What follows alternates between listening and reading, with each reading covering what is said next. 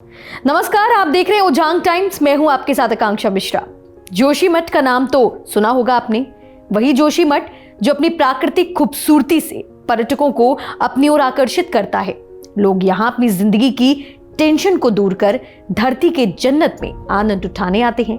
लेकिन अब ऐसा नहीं है, क्योंकि यहां पर आने से सब डर रहे हैं। यहां रह रहे लोग सहमे हुए हैं, सदमे में हैं, खौफ में जी रहे हैं। जोशीमठ में आपको हर तरफ पसरे मातम की तस्वीरें दिखाएंगे और ये भी बताएंगे कि आखिर जोशीमठ खतरे में क्यों है और लोग डर में जीने को क्यों मजबूर हैं।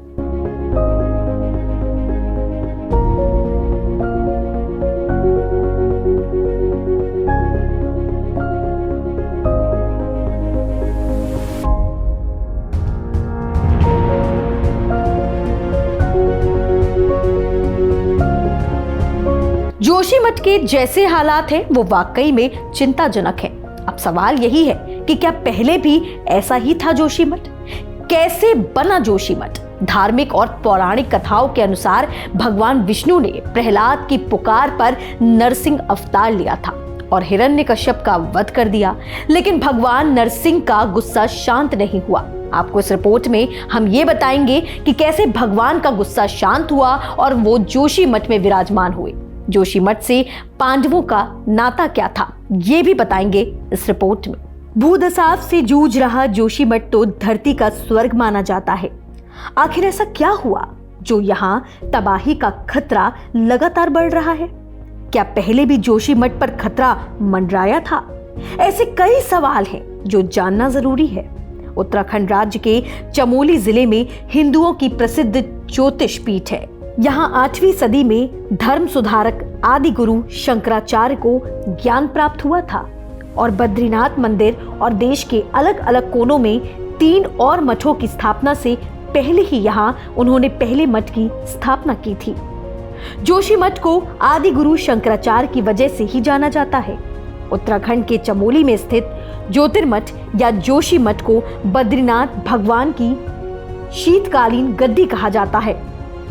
इसका कारण यह है कि सदियों में बद्रीनाथ के कपाट बंद होने के बाद बद्री विशाल की मूर्ति को जोशीमठ के वासुदेव मंदिर में ही रखा जाता है। धार्मिक मान्यता के अनुसार हिंदू धर्म के महानतम धर्म गुरु माने जाने वाले आदि शंकराचार्य ने ही जोशीमठ में पहला ज्योतिर्मठ स्थापित किया गया था। इन दिनों जोशीमठ की जमीन धंसने के कारण यह चर्चा में है और लोगों के मन में बस एक ही सवाल है कि जोशीमठ का क्या होगा। इसका कारण यह है कि जोशीमठ केवल एक स्थान नहीं है, बल्कि यह सनातन धर्म से जुड़ा धार्मिक प्रतीक है, जिससे लोगों की आस्था और श्रद्धा जुड़ी हुई है। धार्मिक और पौराणिक कथाओं के अनुसार भगवान विष्णु ने प्रहलाद की पुकार पर नरसिंह अवतार लिया और हिरण्यकश्यप का वध कर दिया। लेकिन भगवान नरसिंह का गुस्सा शांत नहीं हुआ। उनके गुस्से को शांत करने के लिए प्रहलाद ने मां लक्ष्मी के कहने पर फिर से जप तप किया। प्रहलाद के जप के प्रभाव से भगवान नरसिंह का गुस्सा शांत हुआ और इसके बाद वो शांत रूप में जोशीमठ में विराजमान हुए। यहाँ भगवान नरसिंह का मंदिर भी है। जोशीमठ के मंदिर में विराजित स्फटिक से बने भगवान नरसिंह की मूर्ति की एक बाजू साल दर साल पतली होती जा रही है।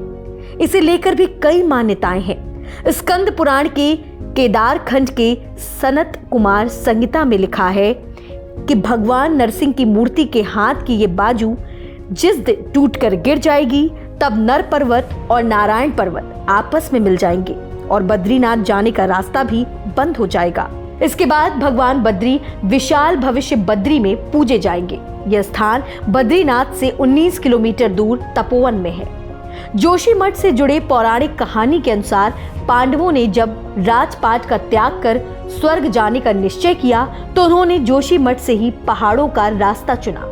बद्रीनाथ के पास पांडुकेश्वर को पांडवों का जन्म स्थान बताया जाता है। बद्रीनाथ के बाद माणा गांव पार कर एक शिखर आता है जिसे स्वर्गारोहणी कहा जाता है। यहीं से पांडवों ने युधिष्ठिर का साथ छोड़ना शुरू कर दिया और आखिर में एक कुत्ता ही युधिष्ठिर के साथ स्वर्ग तक गया था। इसी पौराणिक कथा के कारण जोशीमठ को स्वर्ग का द्वार कहा जाता है। हालांकि वास्तविक तौर पर जोशी मठ को स्वर्ग का द्वार इसलिए भी कहा जाता है क्योंकि जोशी मठ को पार करने के बाद फूलों की घाटी पड़ती है और ओली की शुरुआत हो जाती है, जिसकी सुंदरता स्वर्ग के समान है। इस कारण भी जोशी मठ को स्वर्ग का द्वार कहा जाता है। आदि शंकराचार्य ने की थी जोशी मठ की भविष्यवाणी। भविष्य बद्री मंदिर के पास एक पत्थर है जिस पर आदि शंकराचार्य ने जोशी मठ की भविष्यवाणी लिखी हुई है, लेकिन आज तक इस भविष्यवाणी को कोई नहीं पढ़ सका, जो आज भी एक रहस्य है। सवाल ये है कि क्या जोशी मठ पर जो खतरा मंडरा रहा है, क्या वो इसी भविष्यवाणी से जुड़ा हुआ है? वैसे आपको जोशी मठ का इतिहास और इससे जुड़ी हुई जानकारी कैसी लगी, हमें कमेंट करके जरूर बताइए। ऐसे ही तमाम जानकारी के लिए देखते रहे हमारा चैनल उजांग टाइम्स। नमस्कार।